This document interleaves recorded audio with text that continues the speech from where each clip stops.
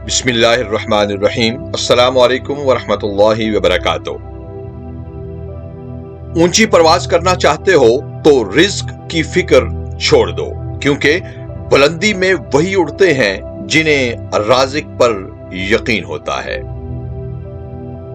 अल्लाह के रास्ते में कोशिश करो और कभी पीछे न हटो, क्योंकि रब ने आपसे कोशिश मांगी है, नतीजा हरगिज तलब नहीं किया।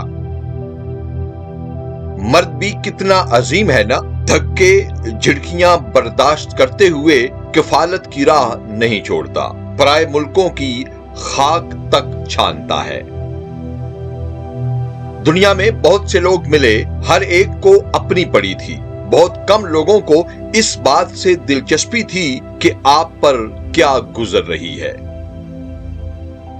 जब हमारे एहसास को बहुत बुरी तरह रौंदा जाता है तो फिर किसी से एहसास का रिश्ता जोड़ने का दिल नहीं करता। हमेशा याद रखिए कि दुनिया की मोहब्बत से रब नहीं मिलता, मगर रब की मोहब्बत से दुनिया और आखिरत दोनों मिल जाती हैं। अगर किसी शख्स को खुद में कोई भी ऐब नजर ना आए तो समझ लीजिए कि उसकी जहालत अपनी इंतहा से भी आगे निकल चुकी है।